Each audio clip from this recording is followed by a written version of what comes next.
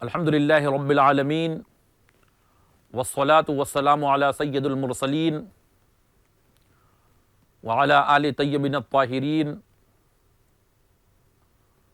اما بعد یا معاشر المؤمنین قال اللہ تبارک و تعالی فی القرآن المبین اعوذ باللہ من الشیطان الرجیم بسم اللہ الرحمن الرحیم ولا تباشرهن وانتم عاکفون فی المساجد آمنت باللہ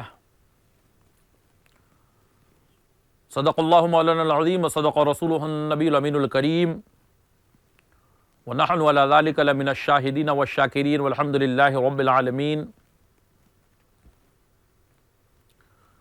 قال اللہ تبارک و تعالی فی القرآن المبین فی شان حبیب الرحمن الرحیم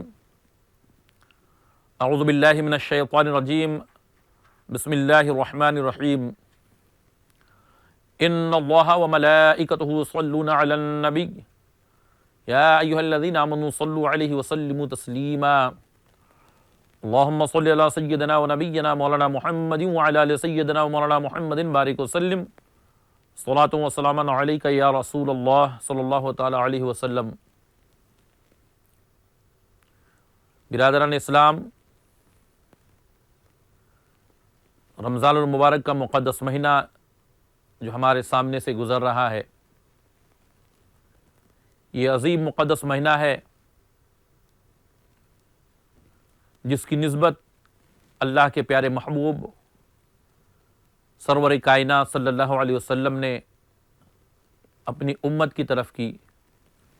میرے آقا کا ارشاد گرامی ہے کہ رمضان میری امت کا مہینہ ہے. یوں تو اس مہینے میں بے شمار عبادت و ریاضت کی جاتی ہے، لیکن کچھ عبادتیں ایسی ہیں جو خصوصی طور پر اسی مہینے میں وہ عبادتیں کی جاتی ہے اور دوسرے مہینے میں نہیں. اس مہینے میں لوگ کثرت سے قرآن کی تلاوت کرتے ہیں. ظاہر سی بات ہے قرآن کریم کی تلاوت کسی مہینے میں بھی اور کسی وقت بھی کر سکتے ہیں. اس مہینے میں لوگ اللہ کی راہ میں صدقات و خیرات و عطیات کی شکل میں اپنے مال کو خرچ کرتے ہیں. یہ مہینہ اس کے لیے مخصوص نہیں ہے، یہ کسی مہینے میں بھی کر سکتے ہیں. لیکن تراویح کی نماز ایک ایسی عبادت ہے جو اس مہینے کے ساتھ مخصوص ہے. اعتکاف اس مہینے کے آخری عشرہ میں جو لوگ اعتکاف کی نیت سے مسجد میں بیٹھتے ہیں، ویسے رمضان کے علاوہ تو اور بھی دنوں میں اعتکاف نفل کی نیت سے آدمی کر سکتا ہے. اعتکاف کے لیے مسجد میں بیٹھ سکتا ہے. نذر مانے اعتکاف واجب اور دنوں میں بھی آدمی مسجد میں بیٹھ کر اعتکاف کو مکمل کر سکتا ہے. لیکن یہ اعتکاف جو سنت کفایہ ہے، صرف اور صرف رمضان کے مہینے ہی میں وہ عبادت ہوتی ہے. اس لیے ہم چاہتے ہیں کہ اس کے بارے میں کچھ آپ سے گفتگو کی جائے اور اس کے بارے میں آپ کو کچھ بتایا جائے. سب سے پہلے ہم تراویح کی نماز کے بارے میں آپ حضرات سے کچھ باتیں کرنا چاہتے ہیں. میرے آقا رسول کائنات صلی اللہ علیہ وسلم ارشاد فرماتے ہیں، من قام فیہ ایمانا و احتسابا غفر لہ ما تقدم من ذنبہ.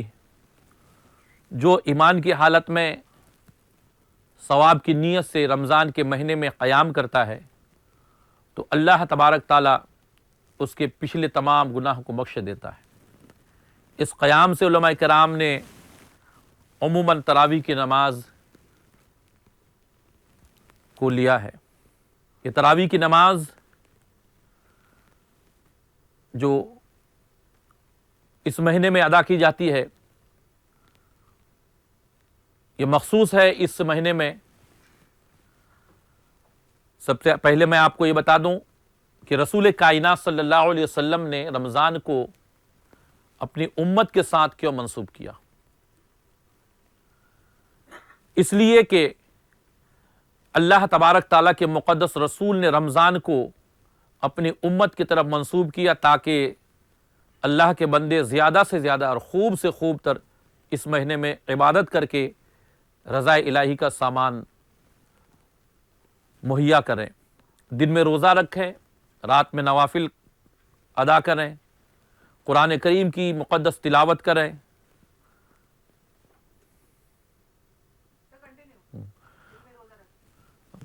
دن میں روزہ رکھیں، رات میں نوافل ادا کریں، قرآن مقدس کی تلاوت کریں، اللہ کی راہ میں مال خرچ کریں، غریبوں، یتیموں، مسکینوں کی مدد کریں، اللہ کی رحمتوں کے حقدار بن جائیں۔ یہ رسول کائنات صلی اللہ علیہ وسلم کی امت کے لیے بہت بڑا انعام ہے۔ یہ تمام عبادتیں پورا سال ایک مومن کے لیے کرنا مشکل ترین مرحلہ ہے، اس لیے اس مہینے کو مخصوص کر دیا تاکہ زیادہ سے زیادہ اس مہینے میں بندہ مومن عبادت کرے اور زیادہ سے زیادہ اس کا اجر و ثواب ملے۔ روزہ رکھتا ہے، اس کا اجر و ثواب بھی کافی ملتا ہے، قرآن کریم کی تلاوت کرتا ہے، اس کا بھی اجر و ثواب زیادہ ملتا ہے، نوافل نماز پڑھتا ہے، اس کا اجر و ثواب فرائض کے برابر ملتا ہے، تراویح کی نماز پڑھتا ہے، اس کا بھی ثواب اس مہینے میں زیادہ سے زیادہ ملتا ہے۔ اب میں آپ کو بتاؤں کہ نبی کریم صلی اللہ علیہ وسلم نے جو بتایا، من قام فیہ ایمانا و احتسابا غفر لہ ما تقدم من ذنبہ، جو اس مہینے میں روزہ رکھتا ہے، اللہ تبارک تعالیٰ اس کے پچھلے گناہ کو معاف کر دیتا ہے، جو ثواب کی نیت سے ایمان کی حالت میں رکھتا ہے۔ من قام فیہ ایمانا و احتسابا غفر لہ ما تقدم من ذنبہ، جو ایمان کی حالت میں ثواب کی نیت سے اس مہینے میں قیام کرتا ہے، اللہ تبارک تعالیٰ اس کے پچھلے تمام گناہ کو معاف کر دیتا ہے، اور یہ گناہ سے مراد گناہ صغیرہ ہے۔ تراویح کی نماز نبی کریم صلی اللہ علیہ وسلم کے زمانے سے ہے، لیکن یہ 20 رکعت جماعت کے ساتھ مستقل پر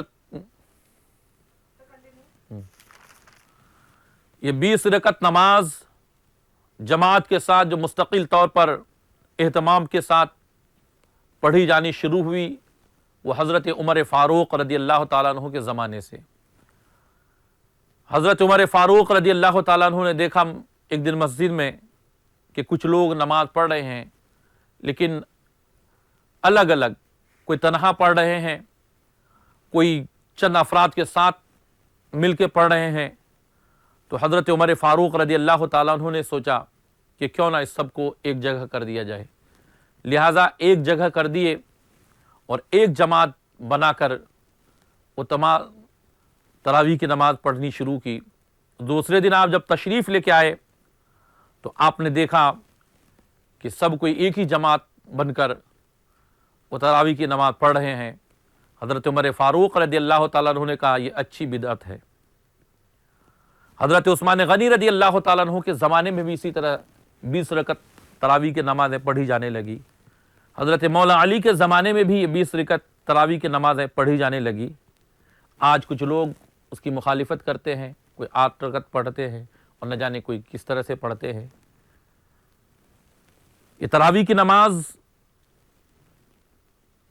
انسان جب پڑھتا ہے، اللہ تبارک تعالیٰ اس کے ذریعہ سے تمام گناہوں کو بخش دیتا ہے، گناہ صغیرہ کو بخش دیتا ہے۔ تراویح کی نماز میں پورا قرآن کریم کو پڑھنا سنت ہے، اور تراویح کی نماز میں پورا قرآن کریم کو پڑھنا چاہیے۔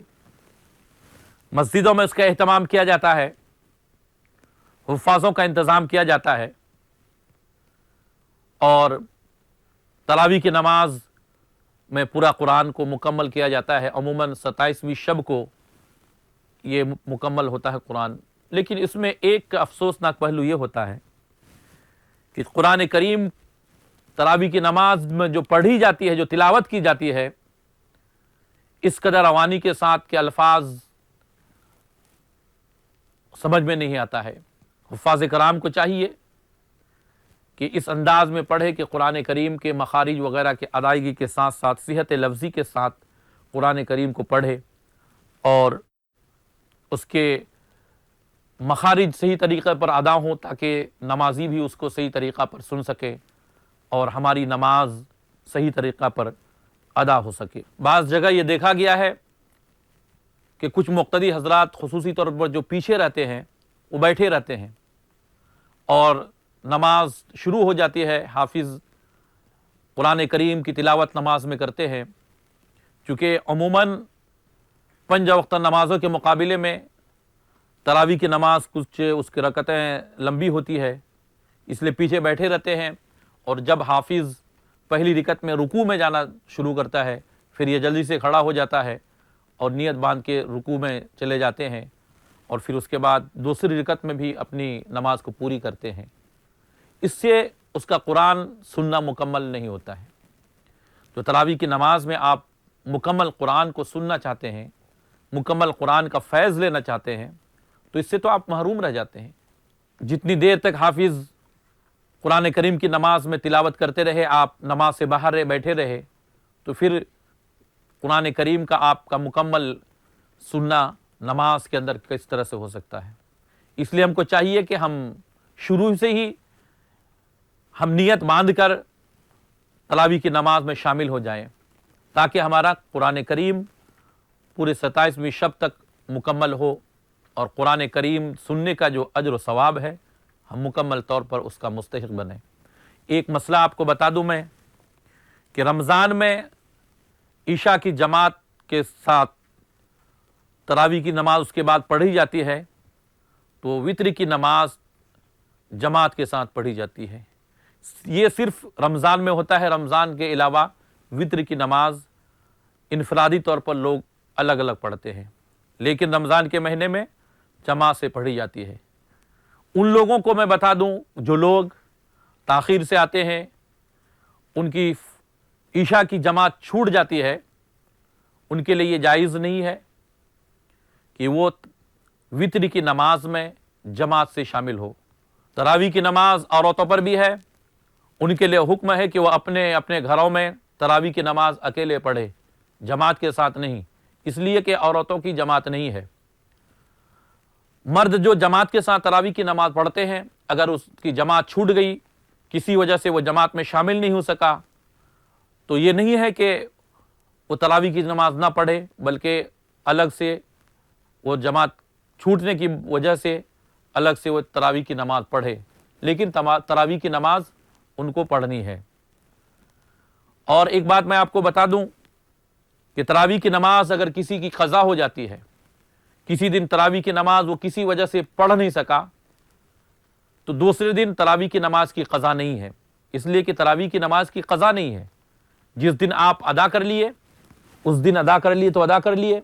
اگر اس دن کسی وجہ سے آپ تراویح کی نماز نہیں پڑھ سکے، آپ کی نماز رہ گئی، تو دوسرے دن تراویح کی نماز کی قضا نہیں ہے. ہاں، اگر عشاء کی نماز بھی آپ کی چھوٹ گئی تھی، عشاء کی نماز بھی آپ کی رہ گئی ہے، تو عشاء کی نماز کی 4 رکعت فرض اور 3 رکعت واجب نماز جو ہے وتر کی، وہ آپ کو قضا ادا کرنی ضروری ہے. اب تک ہم تراویح کی نماز کے بارے بتا رہے تھے. اب ہم ایک اور عبادت جو اس مہینے میں کی جاتی ہے جس کو ہم اعتکاف کہتے ہیں، اس کے بارے میں آپ حضرات کو بتاتے ہیں. اعتکاف یہ عبادت انبیاء کرام کے زمانے میں تھی اور دوسرے انبیاء کرام جو ہیں جیسے حضرت ابراہیم علیہ السلام ہیں، قرآن کریم میں ان کو کہا گیا کہ میرا گھر اعتکاف کرنے والوں کے لیے پاک و صاف رکھو. اور دوسرے انبیاء کرام بھی اللہ تبارک تعالیٰ کی بارگاہ میں کچھ وقت کو مخصوص کر کے عبادت و ریاضت کرتے تھے. بہرحال ابھی ہم اس اعتکاف کی بات کرتے ہیں جو رمضان میں آخری عشرے میں مسجد میں قیام کر کے، مسجد میں ٹھہر کر اللہ کے کچھ بندے اس سنت کفایہ کو ادا کرتے ہیں۔ اعتکاف سنت کفایہ ہے۔ اگر کسی مسجد میں کوئی اعتکاف میں نہیں بیٹھا تو محلے والے سب گنہگار ہوں گے، لیکن اگر ایک فرد بھی اعتکاف کی نیت سے مسجد میں بیٹھ گیا تو وہ تمام لوگوں کے سروں سے وہ ذمہ داری ختم ہو جاتی ہے۔ اعتکاف عبادت کی نیت سے اپنے تمام کاروبار کو چھوڑ کر مسجد میں بیٹھتے ہیں۔ یہ 19 تاریخ رمضان کی جو ہے، 19 تاریخ گزر کر مغرب کے بعد سے مسجد میں بیٹھ جاتے ہیں، اپنے تمام کاروبار کو چھوڑ کر، اپنے تمام مصروفیات کو چھوڑ کر صرف اور صرف اللہ کی عبادت کی نیت سے مسجد میں 10 روز ٹھہرنے کا نام اعتکاف ہے۔ اس 10 روز میں صرف اور صرف اللہ تبارک تعالیٰ کی عبادت و ریاضت کرتے ہیں۔ معتکفین کی بڑی فضیلتیں آئی ہے، یہاں تک کہا گیا ہے کہ جو آدمی اعتکاف میں بیٹھتا ہے اس کو 2 حج اور 2 عمرے کا ثواب ملتا ہے۔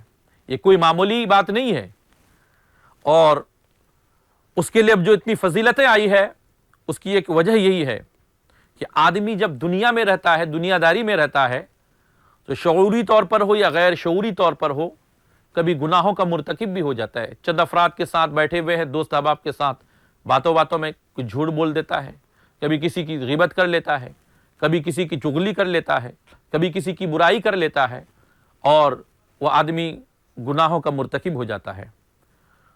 جھوٹ کا گناہ ہوتا ہے، غیبت کا گناہ ہوتا ہے، چغل خوری کا گناہ ہوتا ہے، اور دوسرے دیگر برائیوں کا گناہ ہوتا ہے، لیکن وہ آدمی جب ان تمام محفلوں مجلسوں سے الگ تھلگ ہو کر 10 روز کے لیے مسجد میں بیٹھتا ہے تو ظاہر سی بات ہے کہ مسجد میں رات و دن صرف اور صرف اللہ تبارک تعالیٰ کی عبادت کرتا ہے۔ اس کا مقصد ہی یہی ہے کہ 10 روز مسجد میں بیٹھے تو اللہ کی عبادت و ریاضت کرے، دنیا سے بالکل الگ ہو کر، دنیا سے کنارہ کشی اختیار کر کے یہ 10 روز کے لیے مسجد میں بیٹھتے ہیں۔ اعتکاف کے لیے کچھ شرائط بھی ہیں، اس شرائط پر ہم کو مکمل عمل کرنا چاہیے۔ آپ حضرات جانتے ہیں کہ اس اعتکاف کے لیے روزہ شرط ہے۔ اعتکاف کی کئی قسمیں ہیں، یہ سنت کفایہ ہے، اعتکاف نوافل بھی ہے، وہ رمضان اس کے لیے ہونا شرط نہیں، کسی بھی وقت آپ مسجد میں اعتکاف کی نیت سے داخل ہو جائیے، وہ مستحب ہے، اس کے لیے کوئی وقت متعین نہیں ہے، اس کے لیے روزہ شرط نہیں ہے، اور ہونا بھی یہی چاہیے کہ جب بھی آپ مسجد میں داخل ہو اعتکاف کی نیت کر لینی چاہیے۔ اس سے کیا ہوگا کہ جب تک آپ مسجد میں رہیں گے عبادت کا ثواب آپ کو ملتا رہے گا۔ ایک اعتکاف واجب ہوتا ہے، مثلا کوئی نذر مان لیں گے کہ میرا یہ فلاں کام ہو جائے گا تو میں 1 دن 2 دن یا جتنی بھی مدت کے لیے نذر مانتا ہے اعتکاف میں بیٹھ جاؤں گا، اس اعتکاف کے لیے روزہ شرط ہے۔ اور یہ رمضان میں جو آخری عشرہ میں اعتکاف میں بیٹھتا ہے، اس اعتکاف میں بھی روزہ شرط ہے۔ اگر معتکف کسی دن روزہ توڑ دیا یا روزہ اس کا ٹوٹ گیا تو اس دن کا اعتکاف ٹوٹ جاتا ہے، اس اعتکاف کا قضا کرنا پڑے گا، اور وہ قضا کی صورت اس طرح ہوتی ہے کہ اسی رمضان میں اگر وقت ہے تو اس رمضان میں ہی وہ قضا کر لے، اور چونکہ آخری عشرہ میں بیٹھا جاتا ہے تو ایسی صورت میں تو وہ صورت نظر نہیں آتی کہ رمضان میں وقت ملے گا، تو بعد رمضان 1 دن روزہ رکھ کر وہ مسجد میں آ کر بیٹھے، اس کا وہ قضا ادا ہو جائے گا۔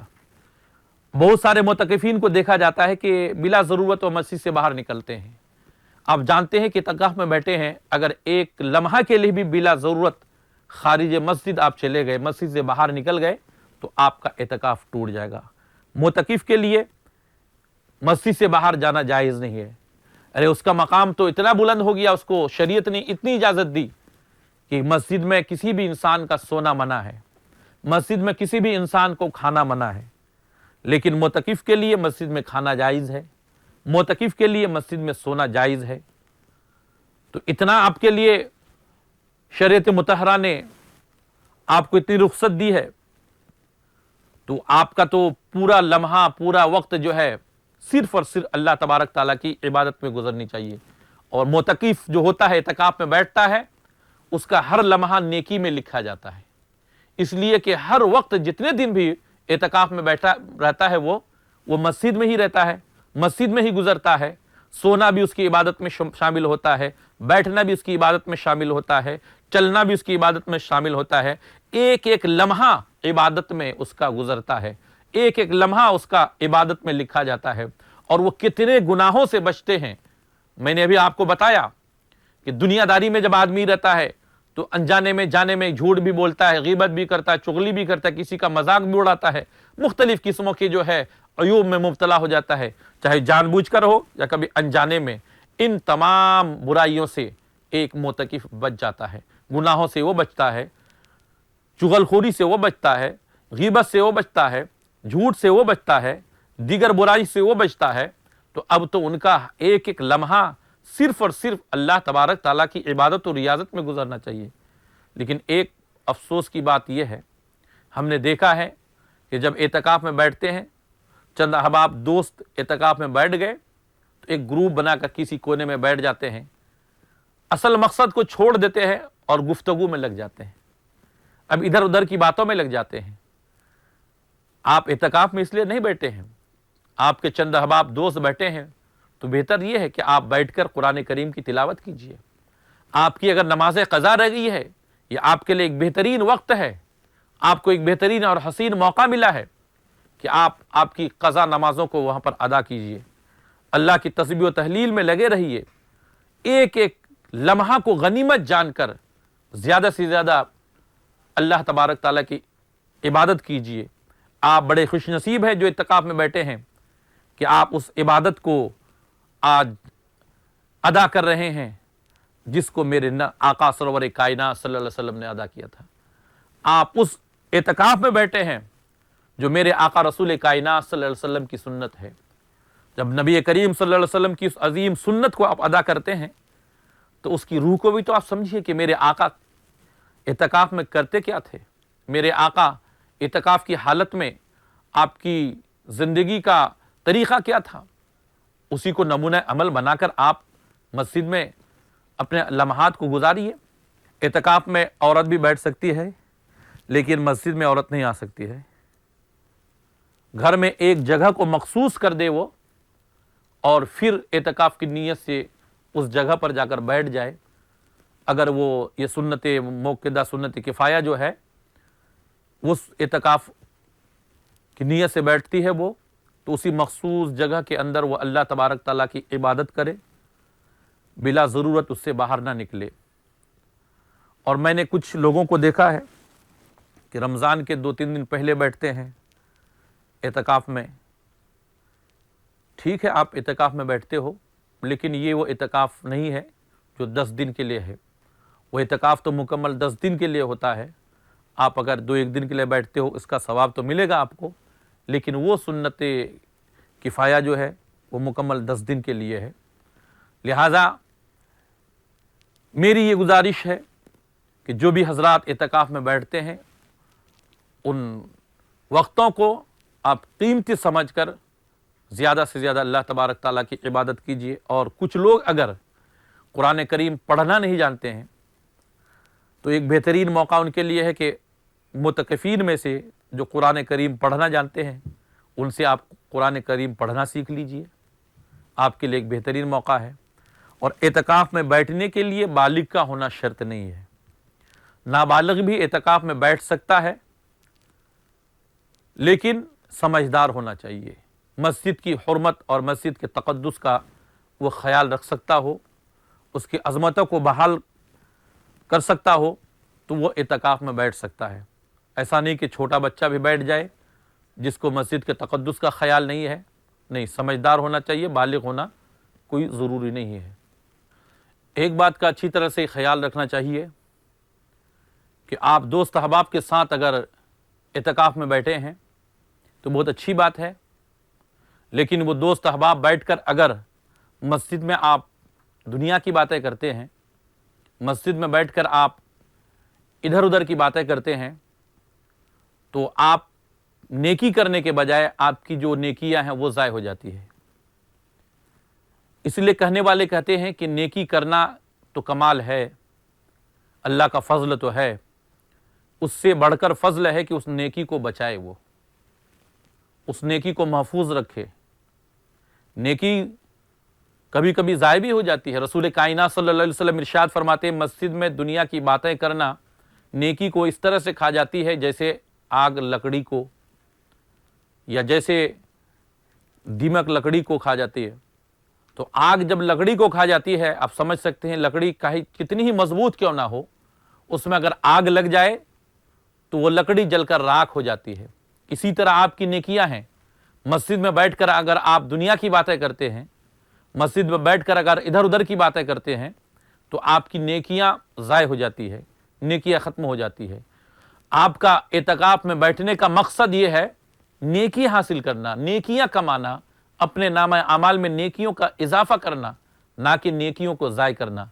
इसलिए आपसे ये गुजारिश है कि आप मस्जिद में रहें।